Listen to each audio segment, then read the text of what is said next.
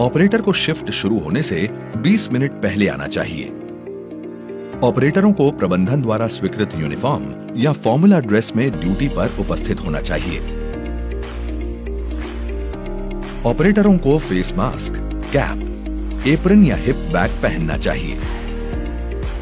ऑपरेटरों को कार्यस्थल की सुरक्षा सुनिश्चित करने के लिए गर्दन की लंबी चेन, चूड़ियां, अंगूठियां आदि नहीं पहननी चाहिए। वर्तमान शिफ्ट ऑपरेटर को पिछली शिफ्ट के ऑपरेटर से स्टॉपेज, बदलाव या पिछली शिफ्ट में किए जाने वाले फॉलोअप के बारे में पूछना चाहिए और जानना चाहिए। ऑपरेटर को विभाग में जांच और बेहतर हाउसकीपिंग सुनिश्चित करनी चाहिए। किसी भी कॉप्स को डफिंग के दौरान फर्श पर गिरे बॉबिन्स को तुरंत हटा देना चाहिए। ऑपरेटर को यह सुनिश्चित करना चाहिए कि ओवरहेड नोजल हमेशा सही स्थिति में हो। यदि किसी वजह से ओवरहेड क्लीनर बंद हो जाता है तो इसकी सूचना पीओ, एसपीओ को दी जानी चाहिए। ऑपरेटर को गिनती, बॉबिन का रंग और किसी भी निर्देश के लिए डिस्प्ले बोर्ड की जांच करनी चाहिए। यदि शिफ्ट के शुरू में कोई शिफ्ट बैठक हो तो दिए गए निर्देशों को सुने और किसी भी संदेह को दूर करें या स्पष्टीकरण को समझें। मशीन से कोई असामान्य आवाज आए तो तुरंत वरिष्ठ अधिकारियों को सूचित करें। यदि डिपार्टमेंट के अंदर कोई धुआं या गलन हो तो इसकी सूचना पीओ, एसपीओ को दें। मशीन में कोई समस्या हो तो तत्काल पीओ, एसपीओ को सूचित करना चाहिए।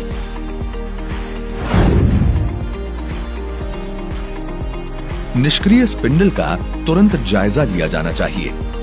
यदि यान में कोई पतला, मोटा या स्लब पाया जाता है तो तत्काल वरिष्ठ अधिकारियों को सूचित करें। यदि ऐसा मेंटेनेंस में त्रुटि की वजह से है तो इसकी सूचना मेंटेनेंस के जिम्मेदार व्यक्ति को दी जानी चाहिए।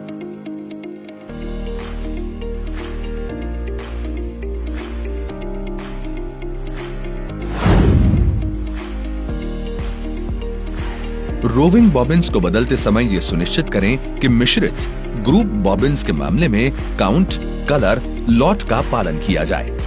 बॉबिन परिवर्तन के दौरान सुनिश्चित करें कि रोविंग की न्यूनतम लंबाई ली गई हो। यह भी सुनिश्चित करें कि पुराना बॉबिन अंतिम परत तक खत्म हो। रोविंग अपशिष्ट को अपने बैग में अलग से रखें। यदि स्वचालित रोविंग ट्रांसपोर्ट उपलब्ध है तो सुनिश्चित करें कि खाली बॉबिन चलते हुए बॉबिन होल्डर्स पर ठीक से लगाए गए हैं।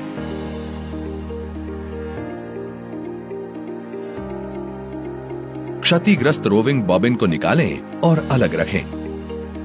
रोविंग बॉबिन्स को बदलते समय रोविंग गाइड रॉड्स और क्रिल को साफ करें। रोविंग की गेटिंग करते समय सुनिश्चित करें कि कोई क्रॉस गेटिंग नहीं हो।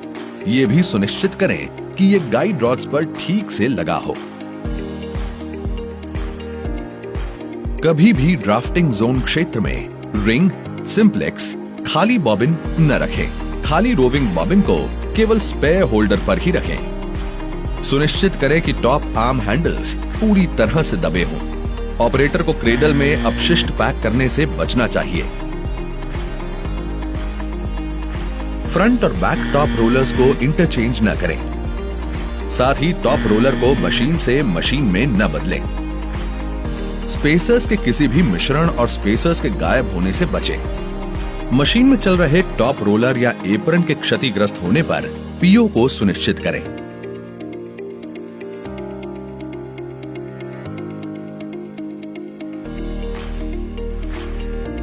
सुनिश्चित करें कि सभी एप्रन ठीक से चल रहे हैं।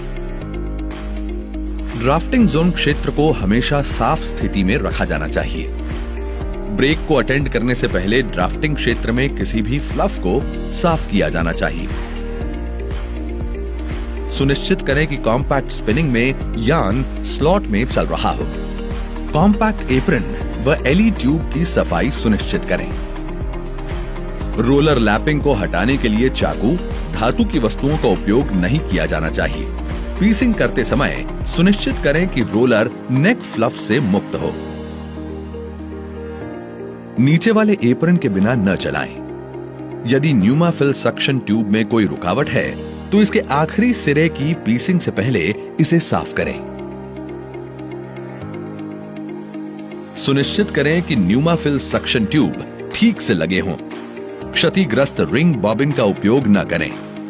नी ब्रेक लगाने और स्पिंडल को रोकने के बाद ही कॉप्स को स्पिंडल से बाहर निकालना चाहिए। सुनिश्चित करें कि कॉप्स को निकालते समय एसएसएम सेंसर में गड़बड़ी ना हो। आखिरी सिरे की पीसिंग करते वक्त यदि कोई ट्रैवलर लोडिंग नजर आए तो पहले फ्लफ को हटा दें और फिर पीस करें। ट्रैवलर क्लियर सेटिंग से छेड़छाड़ ना करें। टूटे हुए सिरे की पीसिंग करते वक्त क्लियर रोलर को हर बार हाथ से साफ करना चाहिए। सिरों की पीसिंग करते वक्त न्यूनतम लंबाई लें, यान की लगभग 6 mm लंबाई। डबल गेटिंग, ओवर पीसिंग नहीं करना चाहिए।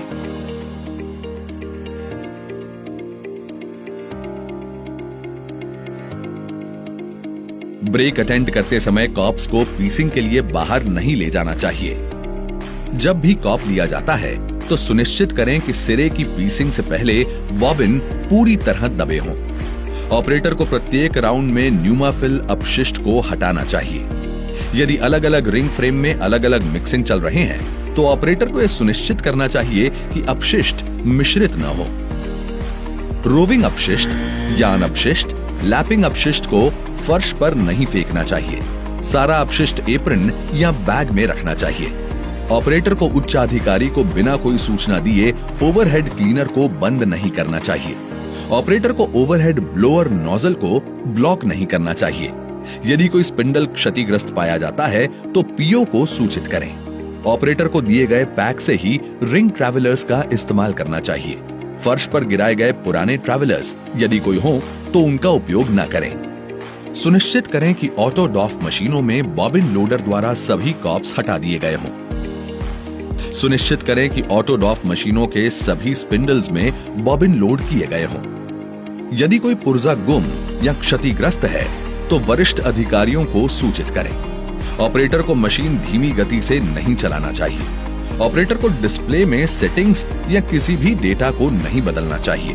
पीओ एसपीओ के निर्देश के अनुसार दोपहर के भोजन के अंतराल का ठीक से पालन किया जाना चाहिए। ऑपरेटरों को सुपरवाइजर को सूचित किए बिना बाहर नहीं जाना चाहिए। यहाँ तक कि प्राकृतिक कार्यों को निष्पादित करने के लिए बाहर जाने से पहले एक वैकल्पिक व्यक्ति की व्यवस्था की जानी चाहिए। कोई भी मशीन बिना ऑपरेटर के नहीं चलनी चाहिए। ऑपरेटर को बिना अनुमति के अन्य विभागों में नहीं जाना चाहिए। ऑपरेटर को काम के घंटों के दौरान दूसरों के साथ बेवजह समय नहीं बिताना चाहिए। किसी भी मशीन के रखरखाव के समय और मशीन के रुकने के समय के दौरान ऑपरेटर को वरिष्ठ अधिकारियों के निर्देशानुसार कार्य करना चाहिए। ऑपरेटर को कोई भी अन्य कार्य करना चाहिए जिसका निर्देश वरिष्ठों ने दिया हो। मशीन को अधिक देर तक रोकते समय टॉप आर्म को रिलीज कर दें तथा इसे दबाव से मुक्त रखें। शिफ्ट हैंडओवर समय में ऑपरेटर को महत्वपूर्ण स्टॉपेज, प्रोसेस बदलाव की सूचना अगले शिफ्ट ऑपरेटर को देनी चाहिए व इसके बाद ही मशीन को छोड़ना चाहिए। यदि कोई गणना परिवर्तन की जाती है तो ऑपरेटर को bobbin colour, ring cop colour और उपयोग किए जाने वाले ट्रैवलर में होने वाले परिवर्तनों के बारे में पता होना चाहिए। ऑटो डॉफ वाले रिंग फ्रेम। सुनिश्चित करें कि ऑटो डॉफ मशीनों में कॉप के शीर्ष से न्यूनतम 20 mm निकासी रखकर डॉफ लिया गया हो। सुनिश्चित करें कि सभी स्पिंडल में ग्रिपर उपलब्ध हों। सुनिश्चित करें कि सभी फुल बॉबिन हटा दिए गए हों और सभी स्पिंडल में केवल खाली बॉबिन लोड किए गए हों। ऑटो डॉफ वाले रिंग फ्रेम में किसी भी आपात स्थिति में मशीन को रोकने के लिए आपातकालीन रस्सी का ठीक से उपयोग करें। जब ऑटो डॉफ काम कर रहा हो तब डॉफर्स को डॉफिंग क्षेत्र में अपना हाथ देने से बचना चाहिए। ऑटो डॉफर मशीन में स्पिंडल ब्रेक लगाकर ही स्पिंडल को रोका जाना चाहिए। ट्रॉली को रिंग फ्रेम के अंदर नहीं ले जाना चाहिए। सिंगल स्पिंडल मॉनिटरिंग सिस्टम से युक्त ring frames. Single spindle monitoring system से युक्त मशीनों में मशीन को पेट्रोलिंग करने की आवश्यकता नहीं होती है। ऑपरेटर को एंड ब्रेक इंडिकेशन के आधार पर ब्रेक लगाना चाहिए। अपनी शिफ्ट के प्रवेश करते समय ऑपरेटर को सिंगल स्पिंडल मॉनिटरिंग